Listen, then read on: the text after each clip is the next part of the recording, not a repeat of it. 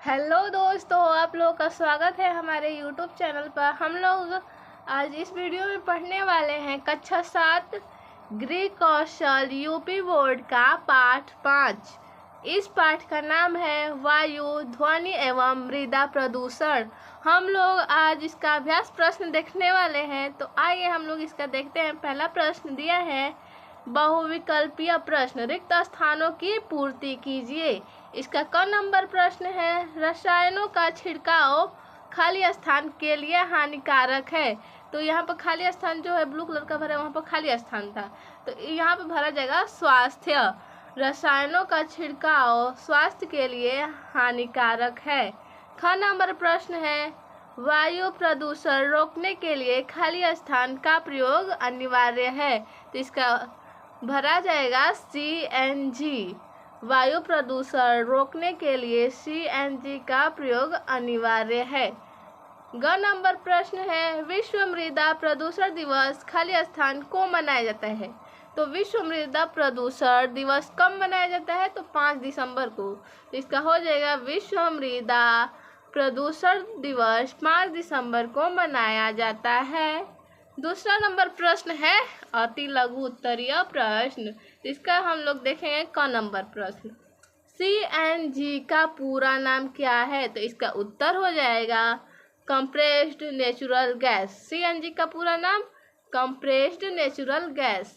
ख नंबर प्रश्न है भोपाल गैस त्रासदी में कौन सी गैस का रिसाव हुआ था? भोपाल गैस त्रासदी में कौन सी गैस का रिसाव हुआ था? तो इसका उत्तर हो जाएगा भोपाल गैस त्रासदी में मिक गैस का रिसाव हुआ था। यहाँ पर कौन सी गैस का रिसाव हुआ था? तो यहाँ पर मिक गैस का रिसाव हुआ था। भोपाल गैस त्रासदी में मिक गैस का रिसाव हुआ था।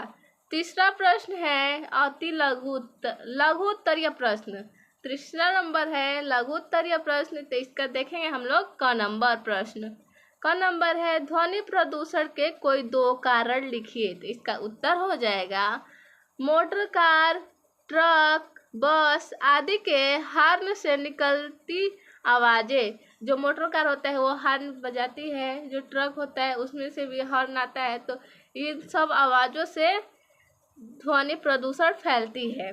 और दूसरा नंबर है पटाखों के द्वारा निकली आवाज़ों से ध्वनि प्रदूषण होती है। तो इसका पहला है मोटर कार, ट्रक, बस आदि से हॉर्न से निकलती आवाज़ें। दूसरा है पटाखों के द्वारा निकली आवाज़ों से ध्वनि प्रदूषण होता है। इसका ख नंबर प्रश्न देखेंगे पटाखों में पाए जाने वाले रासायनिक पदार्थों के नाम लिखिए। पटाखों में पाए जाने वाले रासायनिक पदार्थों के नाम लिखिए। तो यहाँ पर नाम लिखना है, तो उत्तर हो जाएगा बारूदी बम एवं पटाखों में कार्बन, सल्फर तथा पोटेशियम नाइट्रेट जैसे रासायनिक पदार्थ होते हैं। बारूद, बम एवं पटाखों में कार्बन, सल्फर तथा पोटेशियम नाइट्रेट जैसे रासायनिक पदार्थ होते हैं। हम लोग अब अगला प्रश्न देखेंगे उत्तरीय प्रश्न। इसका क नंबर प्रश्न है वायु प्रदूषण कैसे होता है? उसके बचाव के उपाय बताइए। इसमें लिखना है वायु प्रदूषण कैसे होता है, उसके बचाव के उपाय बताना है। तो इसका उत्तर हो जाएगा वायु प्रदूषण के कारण विभिन्न प्रकार के ईंधनों के जलने से उत्पन्न धुआं, ज्वालामुखी से निकली राख, आंधी तूफान के समय धूल व वनों में लगी आग का धुआं वायु प्रदूषण करता है। जो वायु प्रदूषण के कारण विभिन्न प्रकार के ईंधनों के जलने से उत्पन्न धुआं, ज्वालामुखी से निकली राख, आंधी तूफान के समय धूल व वनों में लगी आग का धुआं वायु प्रदूषण करता है। शहरों के कल कारखाने, यातायात के साधन व जनरेटर वायु प्रदूषण करते हैं। तो गांव में थ्रेशर वायु प्रदूषण करते हैं। तो गांव में थ्रेशर वायु प्रदूषण करते हैं। इसी प्रकार रसायनों का छिड़काव जो मलेरिया नियंत्रण के लिए तथा कृषि फसलों में किया जाता है वायु प्रदूषण के कारण है। तो यहाँ पर जो ईंधन दिया है ना, इसका मतलब होता है वह पदार्थ जिसे जलाने पर ऊर्जा प्राप्त होती है। इसका मतलब यह होता है ईंधन का मतलब। तो आइए हम लोग देखते हैं वायु प्रदूषण से बचाव के उपाय। तो इसका पहला उपाय है, वायु प्रदूषण कम करने के लिए हमें वृक्षारोपण करना चाहिए। मतलब वायु प्रदूषण को कम करने के लिए हमें वृक्ष को लगाना चाहिए। दूसरा है, रसोई घर, शौचालय तथा पशु बांधने के स्थान स्वच्छ रखें।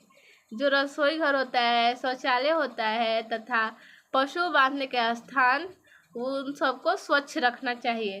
और तीसरा नंबर है, नालियों साफ रखें। नालियों को साफ रखना चाहिए। खुले में कूड़ा ना फेंके और ना शौच जाए। खुले में ना हमें शौच जाना चाहिए, ना कूड़ा फेंकना चाहिए। जो भी कूड़ा खुले में फेंकने से हमें गंदगी मतलब प्रदूषण फैलता है। तो इसलिए खुले में हमें कूड़ा नहीं फेंकना चाहिए और खुले में शौच नहीं जाना चाहिए। चौथा नंबर है, त्योहारों व शादी विवाह के अवसर पर पटाखे न छोड़े।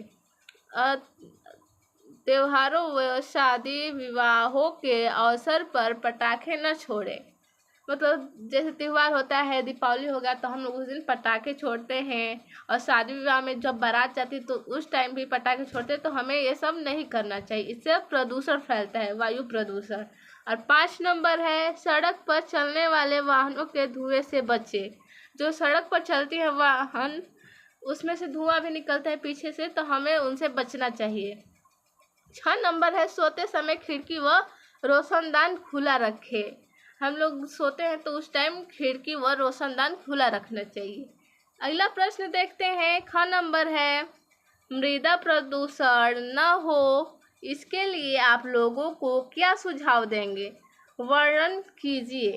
तो इसका उत्तर हो जाएगा, मृदा प्रदूषण को रोकने के उपाय। तो इसका पहला उपाय है, घरेलू कचरे पर नियंत्रण, कूड़ा फेंकने का उचित प्रबंध हो। मतलब घरेलू कचरे पर नियंत्रण रहना चाहिए और कूड़े फेंकने का उचित प्रबंध होना चाहिए। मतलब कूड़ा फेंकने के लिए अलग से एक कूड़ादान रख देना चाहिए, उसको इधर उधर नहीं फेंकना चाहिए। दूसरा उपाय है, जल निकासी की उत्तम व्यवस्था। नदियों में कचरे को न बहाएं। नदियों में हमें कचरे को नहीं बहाना चाहिए। और जल को निकालने के लिए उत्तम व्यवस्था होना चाहिए। निकासी मतलब होता है द्वार। तीसरा है, वनों की कटाई पर रोक।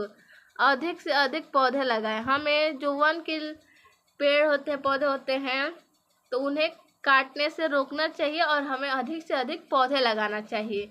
और चौथा है, अपशिष्ट सामग्री की रिसाइकलिंग कर पुनः प्रयोग करें। अपशिष्ट मतलब खराब सामग्री। अपशिष्ट सामग्री की रिसाइकलिंग कर पुनः प्रयोग करें। और 5वां है, मृदा के उपयोग के लिए शासन द्वारा निर्धारित मापदंडों तथा नियमों का पालन करें।